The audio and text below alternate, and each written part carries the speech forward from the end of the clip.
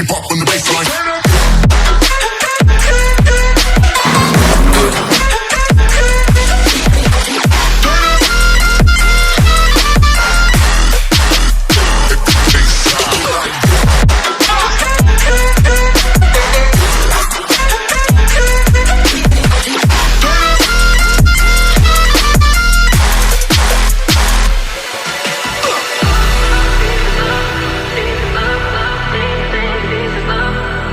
Kang Bro, siapa menyangka setelah IBB jajal XL7 ini, gila langsung jatuh cinta Kang Mas. Karena feel driving dari medium SUV Suzuki ini ternyata nyaman banget. Kita akan bedah, kita akan kupas feel driving yang IBB rasakan bersama semuanya. Dan kemana-mana Cak.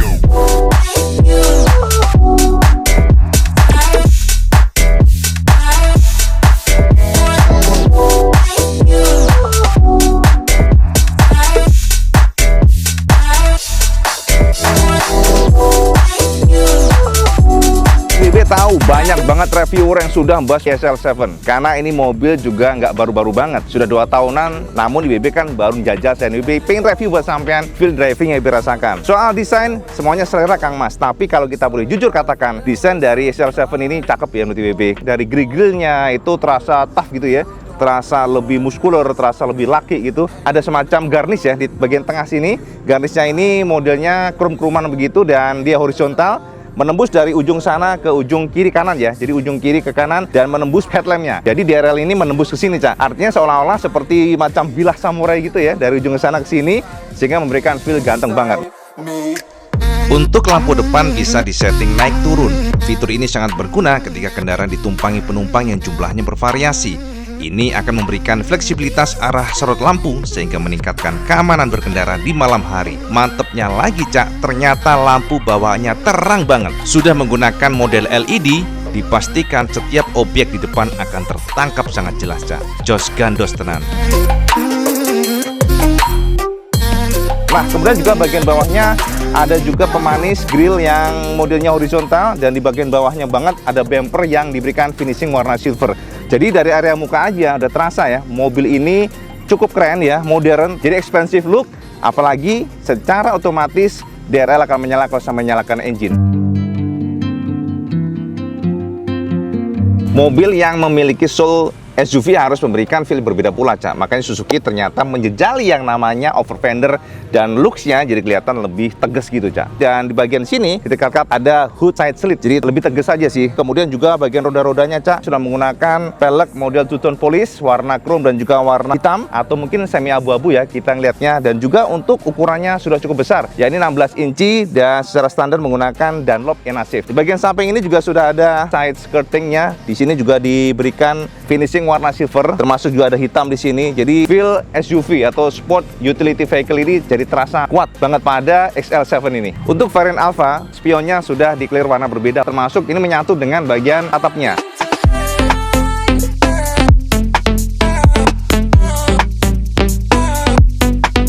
Kemudian juga di bagian atas ini sudah ada roof rack-nya.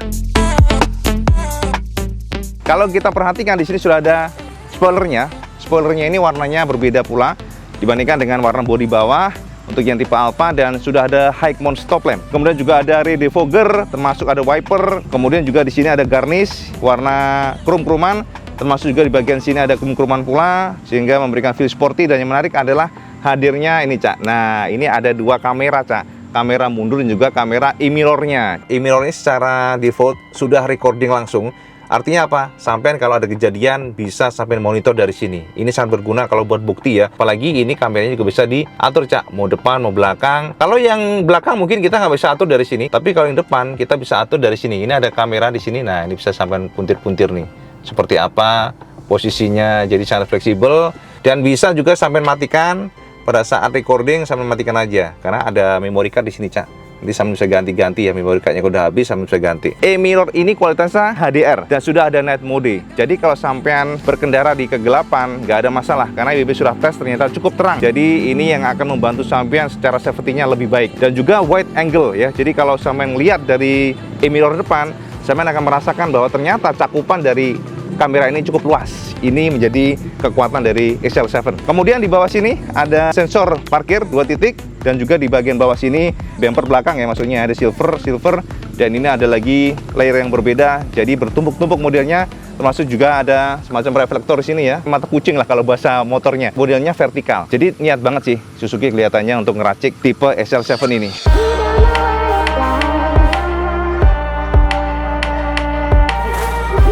Nah ini Cak bagasinya ya. Bagasinya cukup gede Cak, sesuai dengan R3, mirip banget dengan R3. Jadi sama nggak usah khawatir kalau mengenai akomodasi untuk bagasinya. Jadi Suzuki memberikan semacam mekanisme yang cukup unik. Jadi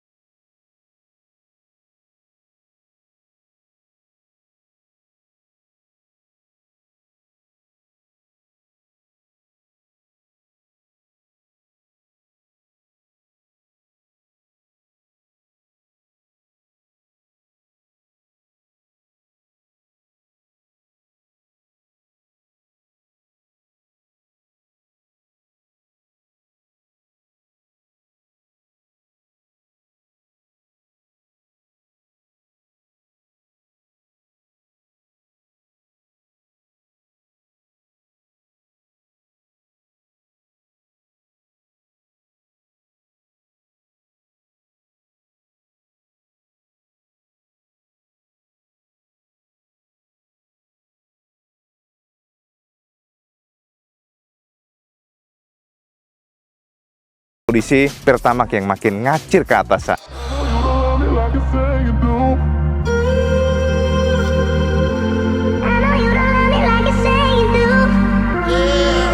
Kita sekarang mencoba untuk jajal posisi drivingnya Cak. Nah ini dia. Mobil ini mungkin bukan yang terlengkap soal posisi daripada setirnya, karena belum teleskopik, jadi masih tilt ya. Artinya apa ya, sampean tidak akan bisa adjust maju mundurnya. Tapi yang menarik adalah YB cukup surprise, sebab secara standarnya ternyata setirnya ini sudah maju Cak. Artinya apa ya, sampean nggak usah nyeting-nyeting lagi, udah pas banget dengan postur kita gitu. Nah ini YB rasakan banget ya pada saat nyetir XL7, posisi tangan, kemudian juga posisi di pada punggung itu sangat nyaman. Apalagi ruang di kepala juga, lihat nih, tinggi banget, jadi nggak terasa sempit. Lalu juga kalau kita lihat bagian dashboardnya juga rendah, nggak terlalu tinggi, sehingga sampean bisa melihat sesuatu itu dengan lapang. Visibilitasnya sangat baik untuk XL7. Untuk interior XL7 Cak, basisnya memang sangat mirip dengan R3. Bedanya, XL7 dashboard trim menggunakan aksen karbon bukan kayu.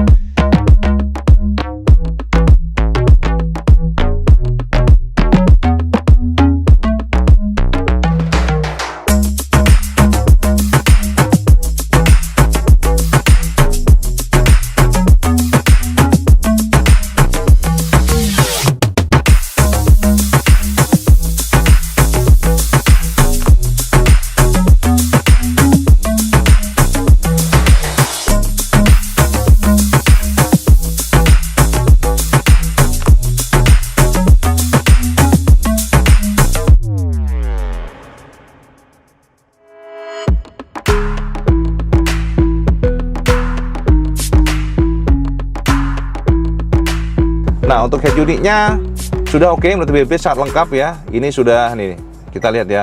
Di sini menu-menunya ya, ada BT Music, ada USB video, ada setting ya, setting kayak gini ya. Settingannya juga ada mikrofon, kemudian date, volume, network, language, sebagainya. Brightness level juga bisa diatur, display on off-nya bisa diatur. Lalu juga di sini ada all itu semua yang menu yang diberikan oleh Suzuki. Ada aux in, BT Music, Easy Connection. Nah, Easy Connection ini sangat berguna Cak, karena sampean bisa terkoneksi antara handphone dan juga head unit ini. Android mau Apple bisa. Ya, YB sudah ngetes kemarin. Jadi sampean tinggal koneksikan dengan head unit dan sampean install aja aplikasinya dari handphone. Maka sampean colokin nanti dengan kabel data ataupun wireless. Tapi kalau dari pengalaman pribadi, lebih stabil menggunakan kabel data Cak ya. Jadi langsung terkoneksi di sana, Google Maps sebagainya bisa terdisplay di sini. Dari handphone terdisplay di sini, terdisplay semuanya di sini. Jadi sangat lengkap ya untuk ukuran mobil ini. Selain itu ada penambahan armrest di sebelah kiri serta setir aksen grey glossy. Untuk panel setir sampai akan menemukan persamaan yang sangat kental dengan R3, seperti hadirnya tombol Bluetooth connection angkat telepon dan tutup telepon, volume up and down termasuk mute serta next, dan previous button untuk memilih lagu ataupun channel radio. Display speedometer juga terlengkap di kelasnya. Ada indikator suhu engine, door open indikator, suhu udara luar, average fuel, driving time, waktu dan tanggal, motion sensor, serta pergerakan kendaraan akan bisa dimonitor dari display speedometer, indikator torsi dan power ketika ngerem dan berakselerasi, termasuk masih banyak lagi lainnya yang nggak bisa kita sebutkan satu persatu. Karena Suzuki mengklaim sebagai medium SUV, sampean akan merasakan bahwa mobil ini termasuk stabil, manuver juga lincah dan juga terprediksi. Setir termasuk medium namun natural, dan semakin kencang laju mobil, maka setir secara elektronik akan semakin berat, sehingga sampean akan merasakan keamanan pada segala rentang speed. Untuk ukuran medium SUV, body roll XL7 juga termasuk minim. Prediksi IWB karena posisi ground clearance yang termasuk ideal, tidak tinggi banget dan juga tidak rendah. Inilah mungkin yang membuat XL7 termasuk anteng. Sisi plusnya lagi adalah dengan ground clearance mencapai 200 mm atau lebih tinggi 20 mm dibandingkan dengan R3, akan membuat sampean pede menggunakan XL7 di segala kondisi. Karakter suspensi sendiri termasuk empuk, namun tidak membuat bodi mobil limbung. Jos gandos tenan cak pokoknya rasanya. Terus gimana soal kekedepan suara? Cukup baik, karena suara dari luar termasuk tidak terlalu mengganggu masuk. Hanya saja road noisy dari ban kadangkala terdengar ketika melibas jalanan beton yang buruk, tapi menurut IWB masih dalam batas toleransi. Kebetulan pada saat pengetesan, IWB juga sempat ngetes pada dua kondisi sekaligus, yakni pada kondisi kering dan juga hujan. Dan ternyata rintik hujan menghajar kaca dan atap, namun noise tidak termasuk berisik. Masih oke banget menurut IWB. Karena IWB sendiri pernah jajal mobil yang nyaris 2 kali lipat harganya dari XL7, atasnya termasuk berisik banget. Ayo, mobil apa itu?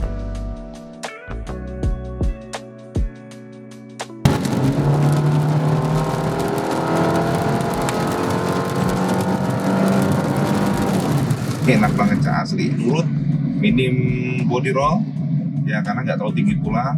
Untuk ukuran medium SUV ini termasuk oke, 200 mm ground clearance-nya, jadi stabil rasanya.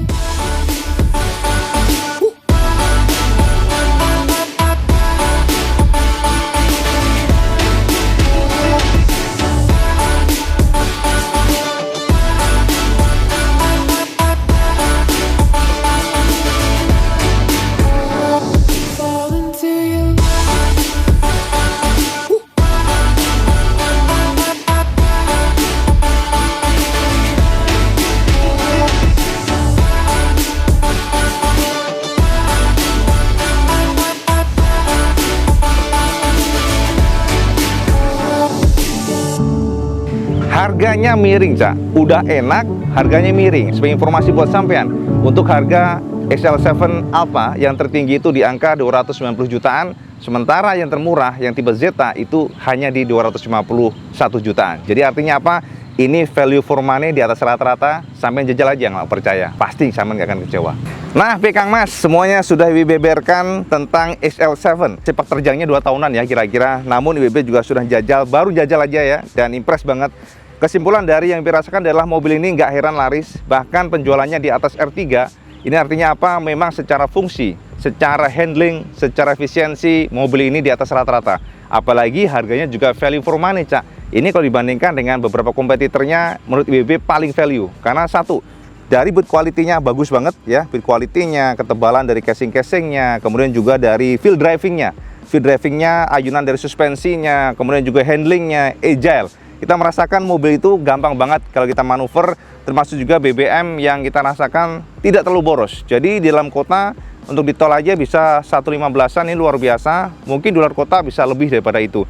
Dan untuk macet-macetan mungkin di kisaran 113, 114, menurut BB ini oke banget. Apalagi respon dari mesinnya menyenangkan, Cak. Jadi sampai sekali colek, tes langsung cet gitu loh. Jadi buat step and go, ini XL7 memang di atas rata-rata. Enak banget ya. Jadi gitu ya. Mungkin sekilas informasi buat sampean semuanya tentang medium SUV, sebutan dari Suzuki, yang dikatakan sebagai sebuah mobil yang jago, tangguh, dimanapun sampean melibas jalanan, karena bisa buat rusak, jalanan yang mulus, apalagi ground clearance-nya juga sudah tinggi, yakni 200 mm.